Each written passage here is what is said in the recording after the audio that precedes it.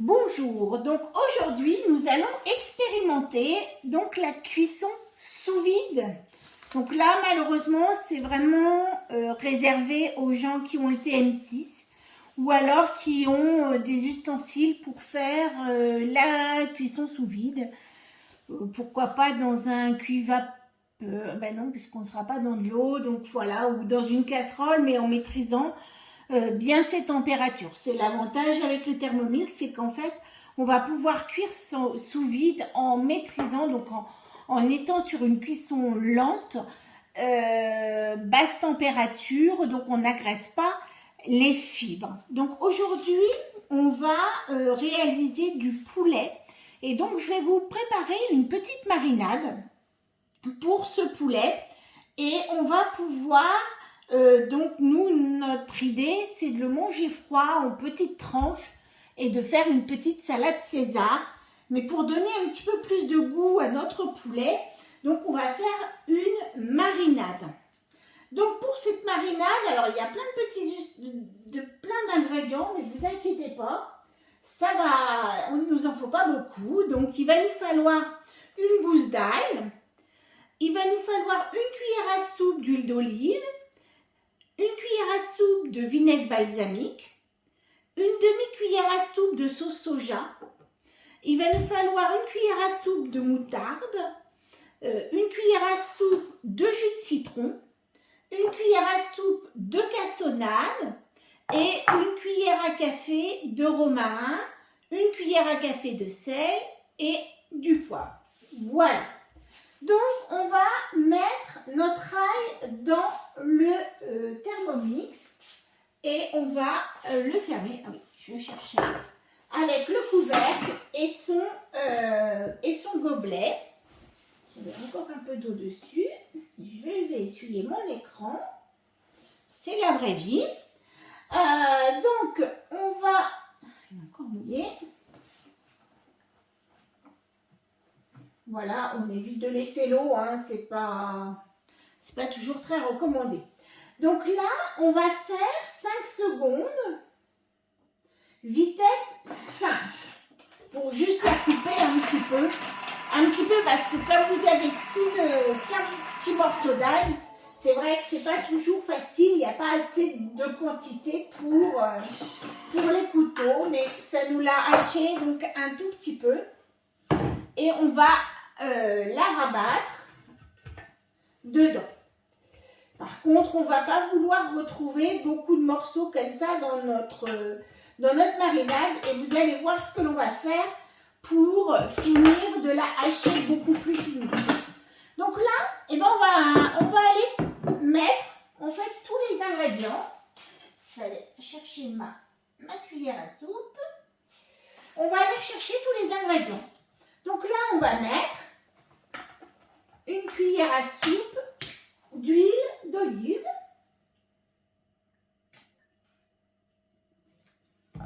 On va mettre une cuillère à soupe de vinaigre balsamique. Voilà. Alors, une demi-cuillère à soupe de sauce soja. Que là, après, on risque d'être un petit peu trop salé.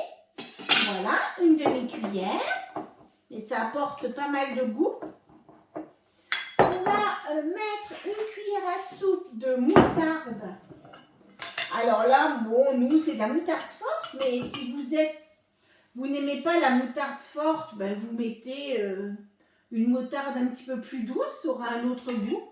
Voilà, c'est tout à fait possible, hein, puisque là, justement, on va pouvoir faire en fonction de nos goûts. On va mettre une cuillère à soupe de jus de citron. On va mettre notre cuillère à soupe de cassonade et la cuillère à café de romarin. Alors, on ne va pas changer les herbes, hein, là, ici, c'est du romarin. On va mettre un peu de poivre. Bon, ça c'est pareil, c'est fonction des goûts. Vous pouvez mettre aussi à la place du poivre une petite cuillère à café de piment doux. C'est très bon, ça va parfumer sans amener de piquant. Vous allez pouvoir mettre aussi donc une cuillère à café de sel. Alors, on force peut-être pas trop sur le sel puisque on sait bien que la sauce soja va apporter du sel. Je vais laisser ma cuillère, donc ça surtout, on ne la laisse pas. On va refermer notre Thermomix et le but en fait c'est que cette marinade, on puisse en fait, il faut vraiment tout malaxer, tout remettre, tout bien mixer pour qu'on ait une belle pâte. Et là, on va aller sur la vitesse 10, mais on ne va pas y aller sur tout directement. On va aller progressivement. Donc, même dans un premier temps, on va monter progressivement à la vitesse 6 avant de rabattre après. Donc là, on commence à bien mélanger. Là, ça commence un peu à mixer. Quand on va commencer à arriver à la vitesse 5,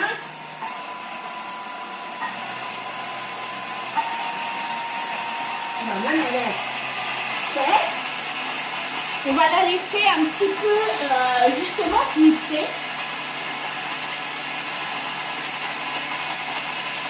Voilà. Et là, on va arrêter et on va bien tout rabattre au milieu. Et donc, du coup, en même temps, notre ail, on va bien tout remettre à l'intérieur. Notre ail, en fait, va aussi se remixer avec le tout. Et le but, c'est qu'on ne retrouve pas des morceaux d'ail, puisque ça pourrait être un petit peu dérangeant. Donc, on va vraiment, et puis nos morceaux aussi de romarin. Vous voyez, ils sont un peu gros, il ne faut pas les retrouver. Donc là, on va bien tout rabattre à l'intérieur. Et on voit déjà que notre sauce commence à avoir un petit peu de texture. Je vais vous montrer un petit peu. Donc, vous voyez, donc la sauce commence à avoir une sauce qui ressemble un petit peu, une marinade qui ressemble un petit peu à quelque chose d'un petit peu plus épais. Et puisqu'on a l'avantage d'avoir un robot qui a de la puissance, et on va l'utiliser. Et donc là, on va refaire la même chose. Donc on va aller peut-être un petit peu plus vite. Donc, et on va aller un petit peu plus loin.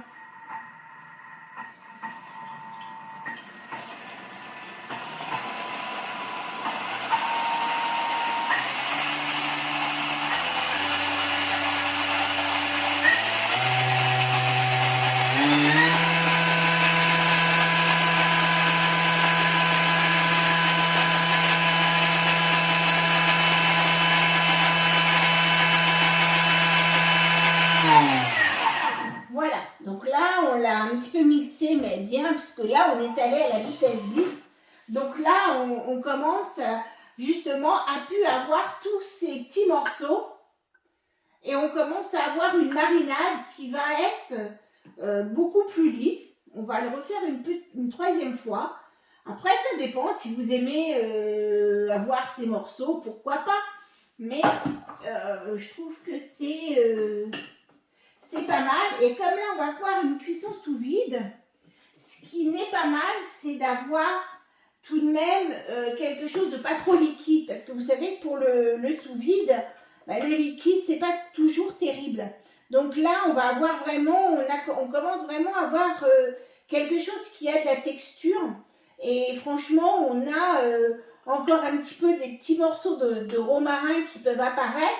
Mais on a vraiment quelque chose de très lisse. On va le voir tout à l'heure quand on va la retirer. Donc là, on recommence. Hop, on y va. On y va doucement.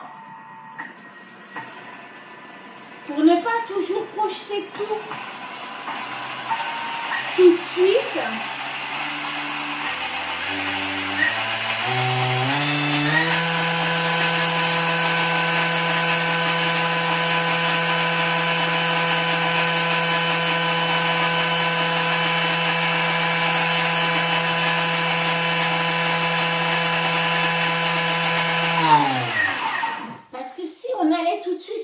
vitesse 10, on aurait tout qui serait projeté sur les extérieurs et du coup, on n'aurait pas le même mixage.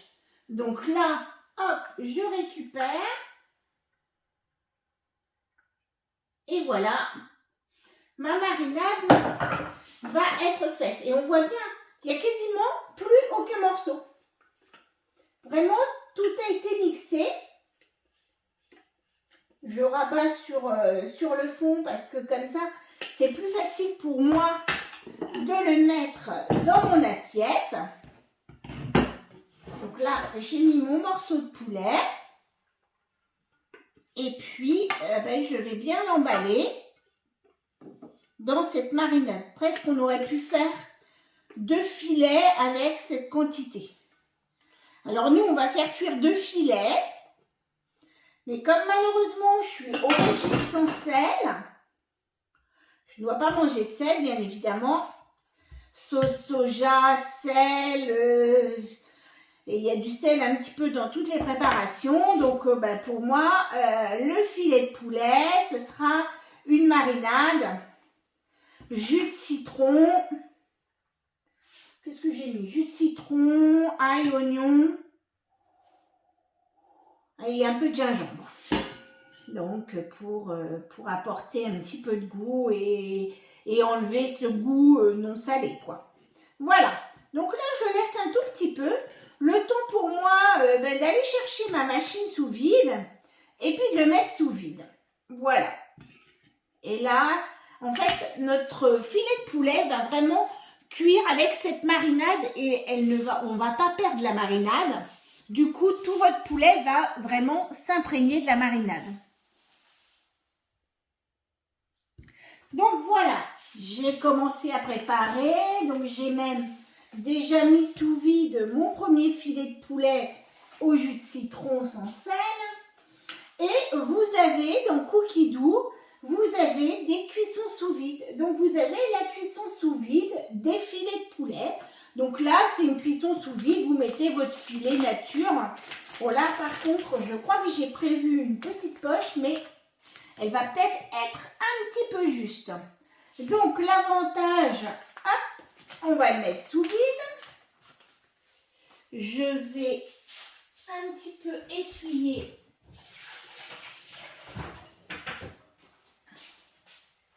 le dessus. Alors, voilà. Donc, si vous avez une machine sous vide, alors moi depuis quelques temps, j'ai la Vorwerk là. J'avais une autre et franchement, je vois la différence. Mais enfin, voilà, vous avez peut-être une machine plus... Moi, j'avais celle de Lidl, hein, enfin, voilà. Mais je vois la différence. Voilà. Donc là, mais elle fait le job. Voilà, là, donc j'ai mis mon filet sous vide, enfin, dans mon papier, et je vais pouvoir faire la mise sous vide. Alors, parfois, où c'est un petit peu compliqué, sur une machine basique, c'est qu'en fait, là, vous avez de la marinade, et vous avez donc du liquide. Et ça, le sous-vide, parfois, il n'aime pas trop. Donc là, avec celle-ci, voilà, sur mon filet de poulet au citron, et ben voilà, j'ai quand même réussi à faire la mise sous vide. Voilà, donc vous voyez, il vous en rejette toujours un petit peu. Donc là, hop, moi je réessuie ce qu'il y a au-dessus. Mais la mise sous vide, elle est bien faite. Vous voyez, hop, il a rejeté un tout petit peu de jus, ce qui est normal, hein, il n'arrivait pas, sinon, à bien mettre sous vide le filet de poulet. Elle est vraiment super cette machine.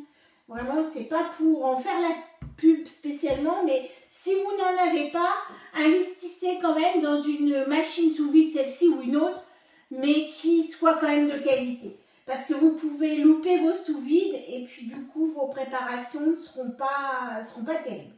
Et donc là, on va aller sur la cuisine guidée, donc assaisonner vos poulets et les mettre sous vide, hein, c'est ce qu'on a fait.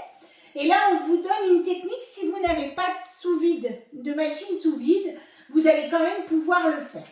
Donc là, on va insérer, je vais aller chercher mon disque de cuisson.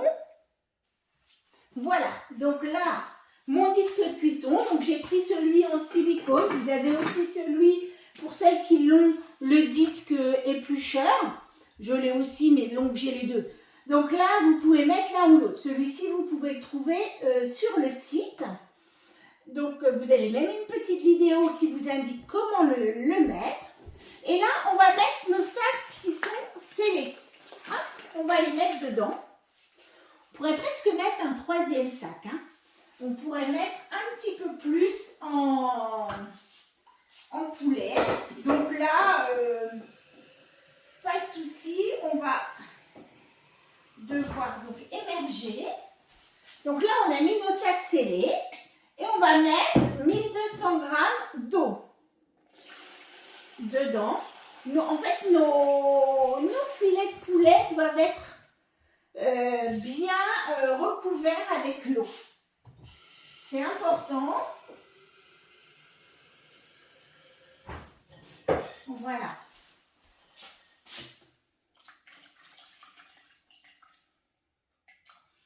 On va vous le dire d'ailleurs. Ensuite, il faut peut-être ajouter donc un petit peu d'eau. Donc là, moi, mes sacs avec ça sont bien recouverts. C'est pour ça que je vous dis, vous pourriez presque mettre un troisième filet, voire j'ai dû faire une fois avec 4 magrets de canard. J'avais réussi, c'était juste, mais c'était bon. Donc là, je vais retirer mes sacs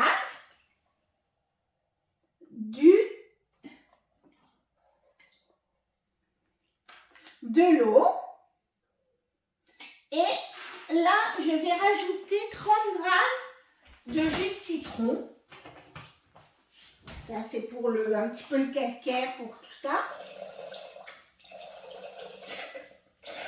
Ah, plus tout à fait assez. Ça fait du jus d'un citron. C'est vrai que là, j'ai des citrons, mais j'ai pas... Voilà. Donc, on va insérer notre couvercle avec le gobelet de beurre et on va utiliser la bouilloire. Donc là, on va vouloir avoir une eau à 72 degrés pour pouvoir ensuite insérer nos poulets. Donc là, vraiment, vous voyez, on va être vraiment en basse température.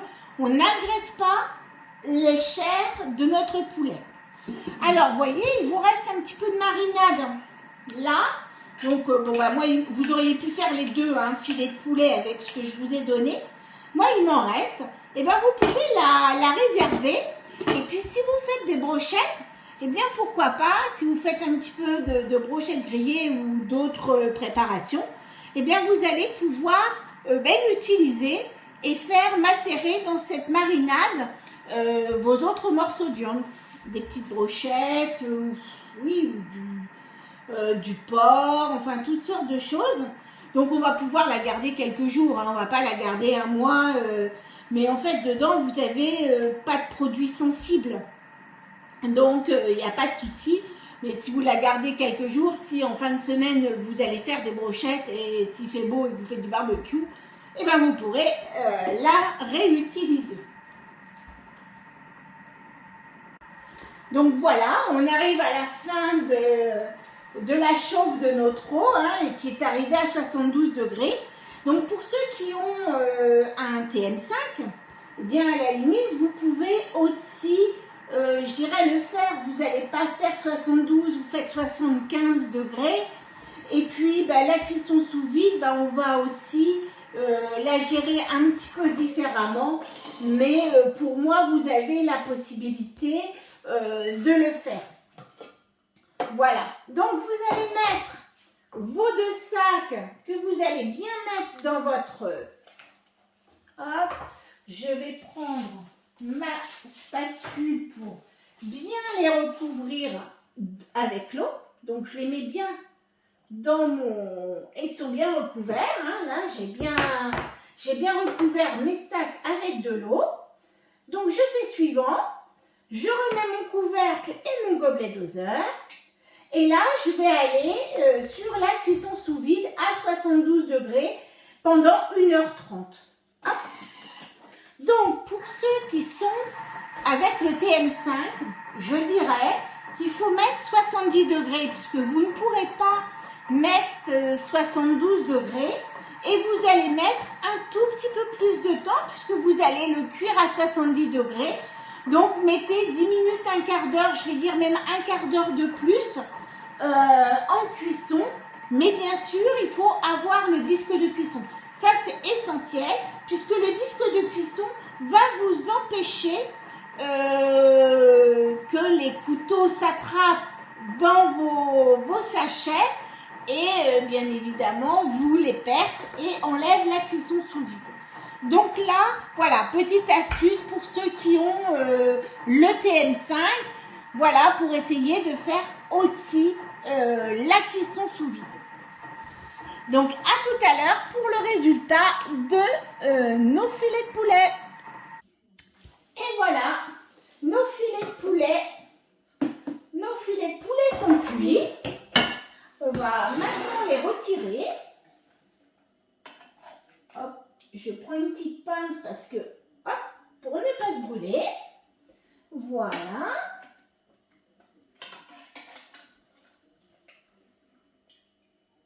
Donc 2 filets, vous pouvez en mettre, franchement, vous pourriez en mettre 4.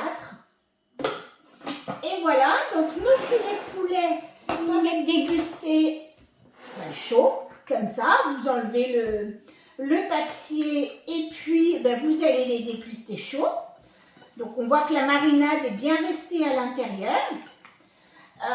Moi je vais les laisser comme ça, puisque moi je vais les déguster froides. Et puis on verra ce que l'on peut faire avec ces petits filets de poulet froids. Voilà, je vous réserverai une petite salade pour une autre recette. Voilà, et bien voyez, le filet de poulet sous vide, c'est facile. Et en plus, des petits trucs pour ceux qui ont le TM5, qui n'ont pas cette fonctionnalité. Eh bien, essayez un petit peu avec mes petits trucs et astuces. Voilà, je vous dis à très bientôt pour une autre recette.